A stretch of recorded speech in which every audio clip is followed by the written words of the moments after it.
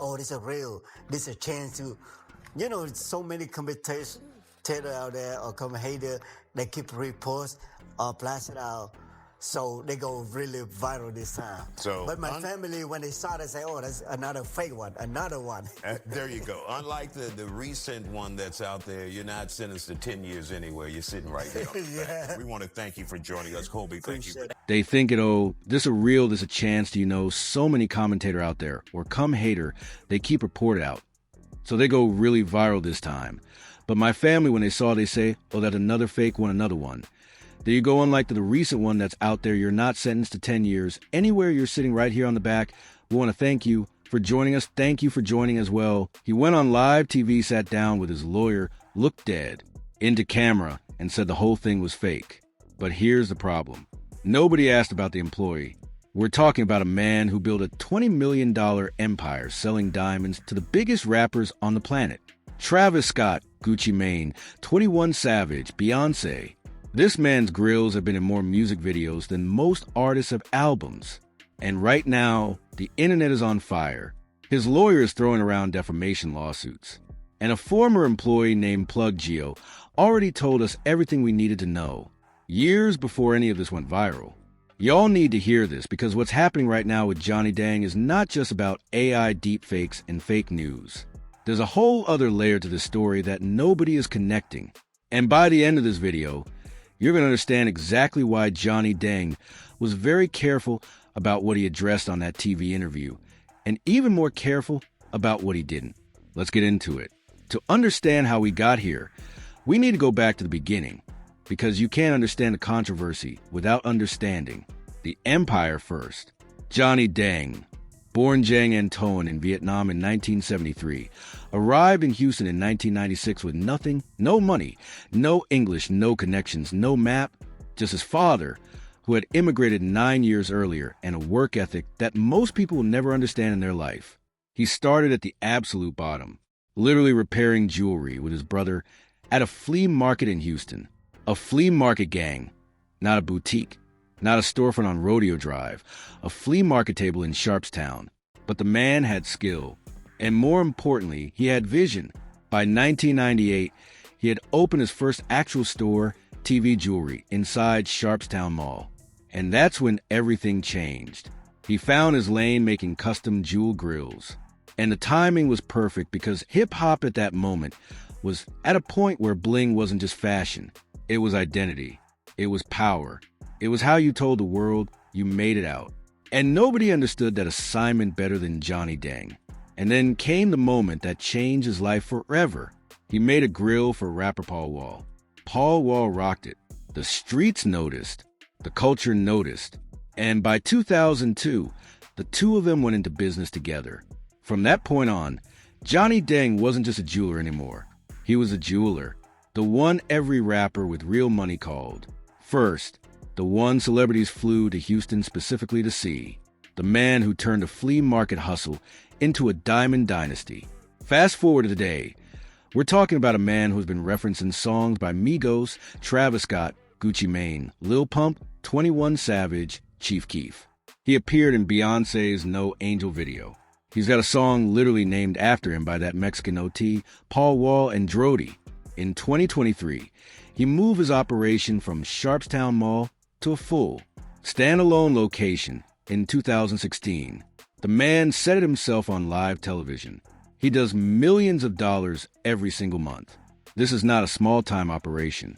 This is a dynasty, a legacy, a cultural institution.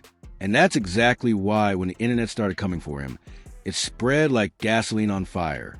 Now, here's where things started getting real. Over the past few weeks, social media got flooded. And we're not talking about one or two posts from some random account. We're talking about a coordinated feeling wave.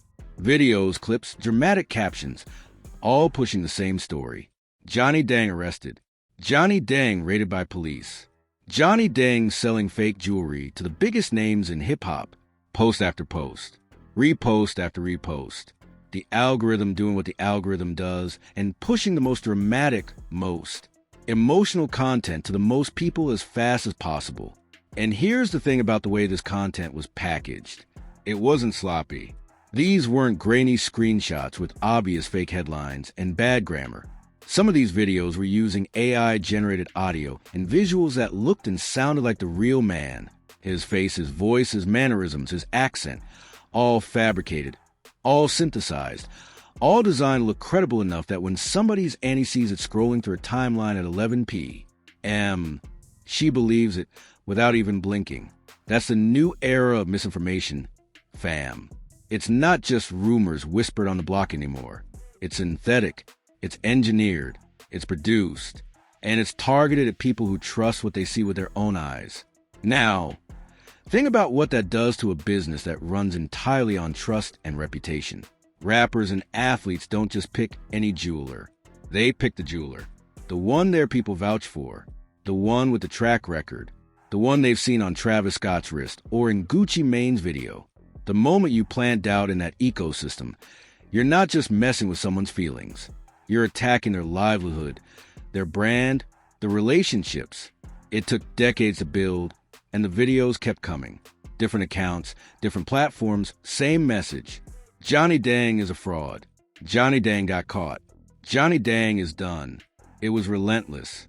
And our video hit right in the middle of all of it, and it went viral. That's when Johnny Dang decided he had to move fast. He didn't post a statement on Instagram. He didn't drop a caption on TikTok. He didn't go live from the shop. He went on television, specifically the Isaiah Factor and Censored, a real Houston TV platform with a real audience. And he didn't go alone.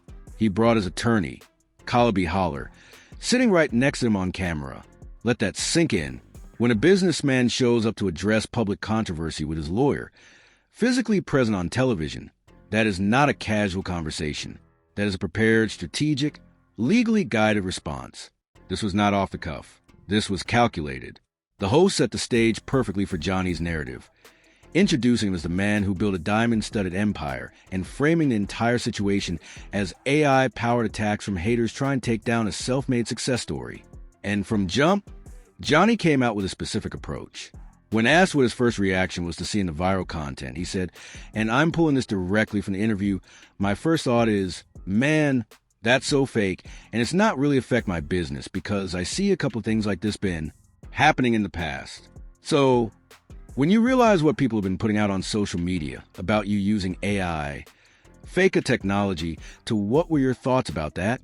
My first thought is like, man, that's so fake, and it not really affect my business because I seen a couple of things like this been happening in the past. Read that again slowly. His first move was to minimize. It's not really affecting my business. But then almost immediately in the same interview, he contradicts himself. He says, I believe a lot of people believe on the story and stay away from my business or plan to do something with me might stop doing it. But I believe a lot of people believe on the story, MHM, and stay away from my business or plan to do shopping with me might stop doing it. MHM, it's just because we do millions of dollars every month and it's very hard to predict and how it can be damage my business, you know? So which is it? It's not affecting the business or people are actively staying away because of what they saw. No cap. That's a man trying to hold it together on camera while something is genuinely rattling him underneath. And it makes sense because when you're doing millions of dollars a month, every single week that doubt is planted in the market costs real money, real relationships, real opportunities that quietly disappear without a word. But here's where it gets crazy. When the host asked whether he thought this was competition or just random haters, Johnny Dang didn't hesitate. He said, I think it's part of competition. I believe it's competition. Now, do you think this is possibly competition out there, or do you think this is just your average run-of-the-mill hater? I think it's a part of competition. I believe it's competition. It doesn't be honest. It doesn't hurt my business. He said it twice. He wasn't guessing. He was pointing. He believes someone in his industry is behind this. A coordinated attack designed to look like organic viral content. And then his attorney, Colby Holler, stepped in to explain the legal options, starting with demanding retractions and escalating the defamation action if the content creators can be identified. The attorney was clear this is a defamation case. They're publishing things that aren't true, clearly lies, malicious intent to harm his business. So people can realize that this could be damaging to a businessman. So you have to go after them for their actions. Yeah, there's causes of action available for things just like this. This is a defamation case. They're publishing things that aren't true, clearly lies, malicious intent to harm his business. And you can file a defamation action for something just like this. And look, on the surface, if we're only talking about the AI deepfake content, that legal argument makes sense. That's a real issue. That's legitimate. But here's the thing that nobody in that TV studio brought up. Here's the part that conveniently never came up in the whole conversation. What about Plug Geo? Let me break it all the way down for y'all, because this is where the real story lives. And I need you to understand the full scope of what was said before any of this AI stuff existed. Back in 2021, years before this deep fake wave, years before our video, years before any of this went viral, a man named Plug Geo went on camera. Not with a mask, not behind a burner account, not anonymously. He put his full face and his government on it. And what he said shook the jewelry world to its foundation. Plug Geo was a former employee of Johnny Dang and Company. Not a customer with a bad review. Not a competitor throwing shade. An actual inside man. Someone who worked inside that operation, handled the product, understood the process, and saw what was being sold and what it was being sold as. And what he alleged was specific, technical, the kind of detail that doesn't come from someone who's just hating. It comes from someone who knows. He said Johnny Dang was using CVD diamonds instead of natural diamonds and charging customers natural diamond prices. Now, I need to pause here and make sure everyone watching fully understands what that means, because this is the most important part of the whole video. CVD stands for chemical vapor deposition. It is the most widely used method for creating lab-grown diamonds today. Here's how it works. A tiny diamond seed crystal is placed inside a vacuum chamber. A hydrocarbon gas, usually methane, is pumped in. Then heat around 1,800 degrees Fahrenheit breaks down that gas into carbon atoms.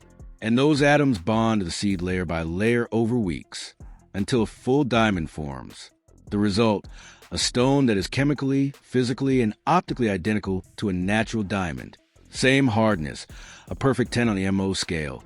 Same crystal structure, same brilliance, same sparkle. The naked eye cannot tell the difference. A standard diamond tester that most jewelers use cannot tell the difference.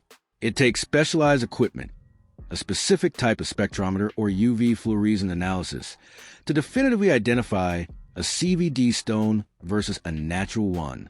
And here is a financial reality that makes this allegation so serious. By the beginning of 2025, lab-grown diamonds had dropped in price by 74% compared to 2020. 74%. The technology to grow them has become so efficient that what once took weeks now takes hours. The machines themselves cost under $10,000. CVD diamonds are by market value a fraction of what a natural earth mine diamond is worth. So think about what that means in the context of hip-hop jewelry. If a rapper is spending $300,000 on a diamond chain, money they worked for, tours they grinded through, deals they negotiated, and the stones in that chain are CVDs sold as naturals, that artist just lost hundreds of thousands of dollars in a handshake. The piece might still look incredible. It might still photograph amazingly. The blogs might still go crazy over it. But the moment they try to resell it, insure it for its stated value, or pass it down, the real number shows up and it is nowhere near what they paid. The FTC itself recognized this problem. Back in 2018, they started cracking down specifically on jewelers who were selling lab-grown diamonds without clearly disclosing them as lab-grown to customers, because the potential for consumer fraud is not hypothetical. It is real, it is documented, and it has been happening across the industry. That's the allegation Plug Geo put his name on in 2021. And he didn't stop there.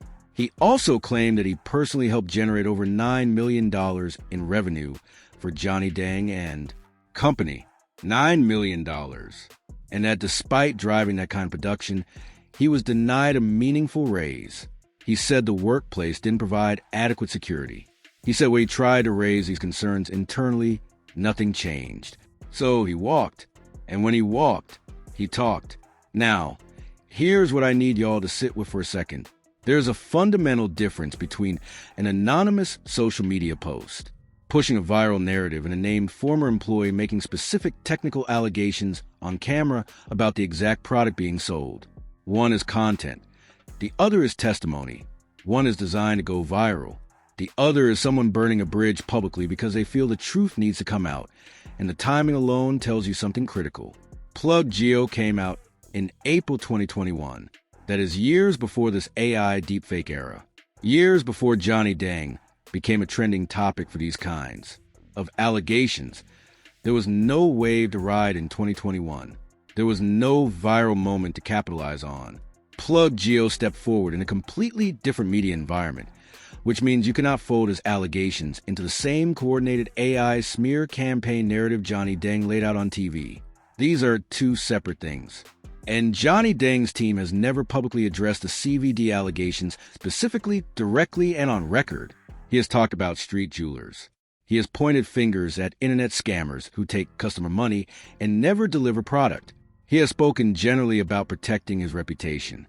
But the specific claim that his operation substituted lab-grown diamonds for natural ones has never been met with a direct, documented, transparent rebuttal. And the streets noticed real ones always do. Now, I'm going to keep it a buck with y'all, because this channel does not do one-sided storytelling, and we are not here to just destroy somebody for clicks. The AI deepfake situation targeting Johnny Dang is real. Full stop. That technology exists. It's being weaponized against public figures right now at a scale that is genuinely alarming. The number of AI-generated videos online grew from around 500,000 in 2023 to approximately 8 million by 2025.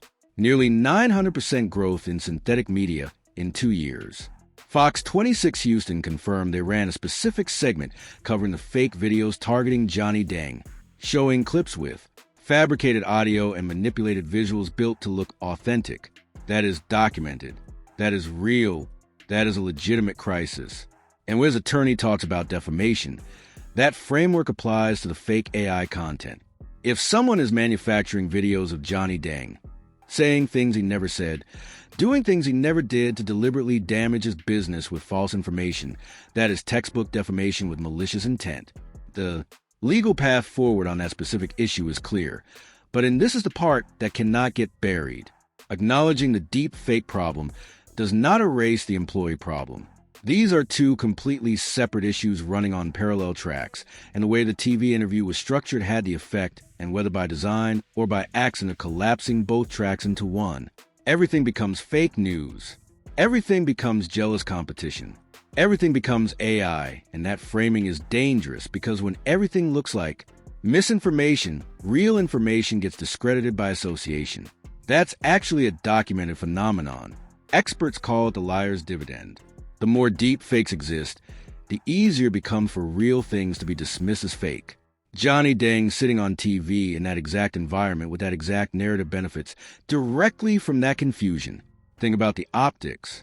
If the only story the public processes is successful immigrant-built business being attacked by AI and jealous competitors, then anyone who raises the CVD question gets automatically filed under hater, under competition, under part of the coordinated attack. The Plug Geo moment gets buried under a sympathetic narrative that is in many ways genuinely true, but selectively applied. And let's talk about what Johnny Dang actually said about the people hurting his business, because this part is important. On that TV interview, he specifically pointed fingers at what he called street jewelers, people who open Instagram and TikTok accounts, pretend to be jewelers, take customer money, and never deliver product. He said they take advantage of internet, take money from the customer, and never deliver product. And when customer go back to me, it's too late. That is a real problem in the jewelry industry. No argument there. Scam accounts are everywhere. But notice what that framing does.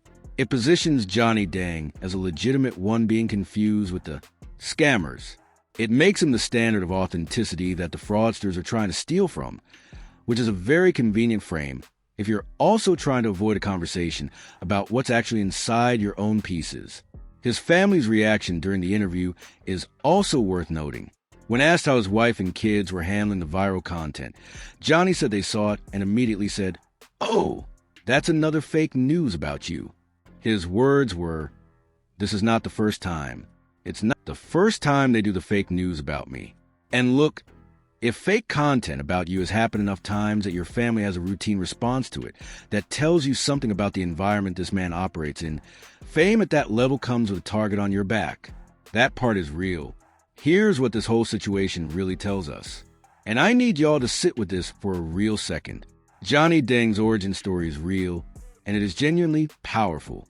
Arriving in America with nothing, working a flea market, building a $20 million empire through skill and connections and relentless hustle, becoming the most recognizable jeweler in hip-hop history. That story is not fabricated. That story deserves respect. But here's the real tea. The culture has been sitting on a transparency problem with jewelers for years, and nobody wants to say it directly. Lil Durk has spoken on record about rappers getting sold fake jewelry. Multiple artists have publicly posted about getting pieces independently tested and being surprised by the results. The CVD versus natural diamond conversation isn't a fringe conspiracy. It is an active, ongoing discussion inside the jewelry industry that the hip-hop world has been dancing around carefully because the names involved are too big and the relationships are too deep. What Plug Geo did in 2021 was put a specific name on a specific practice. He didn't talk in generalities. He didn't say jewelers out here scamming. He said the specific operation was doing the specific thing. And instead of that moment triggering a real conversation about transparency and accountability in the industry, it got absorbed and buried by the weight of the man's reputation and his celebrity relationships and his compelling immigrant success story. Now, in 2026, with AI deepfakes muddying the waters even further and a strategically produced TV appearance reinforcing the victimhood frame, that Plug Geo moment is getting buried again, deeper this time, under better production value. And that's exactly why this video exists. Not to destroy Johnny Deng, not to co-sign every viral post floating around social media about him, but to make sure that in the middle of all this manufactured chaos, the one person who put his actual name on specific allegations, who had inside access, who had nothing obvious to gain, doesn't get erased from the conversation by a more emotionally convenient narrative. Because if the CVD allegations are false, prove it. Not with a TV interview, not with a defamation threat, with transparency, with certification documentation, with independent testing, with a direct on-record response to Plug Geo's specific claims. Real empires don't fall from questions. They fall from unanswered questions that fester. And if those allegations carry any truth at all, then every rapper who spent their hard-earned money at that store deserves to know. Every athlete, every regular person who saved up for months to get something custom from the King of Bling, they deserve the truth about what they're wearing around their neck. That's not hate. That's accountability. And accountability doesn't negotiate around your origin story, your celebrity clientele, or how many music videos you've appeared in. The biggest question right now isn't whether some AI account created fake content about Johnny Deng. That question has been answered. The biggest question, the one that has been sitting unanswered since 2021, is what exactly are people buying when they spend their money at Johnny Deng and Company? Until that gets a real answer, this story isn't closed. Drop in the comments what you think. Do you believe Johnny Deng is purely a victim here? The AI, the competition, all of it? Or do you think what Plug Geo said in 2021 deserves a direct response that we still haven't gotten? Because the internet doesn't forget, and neither do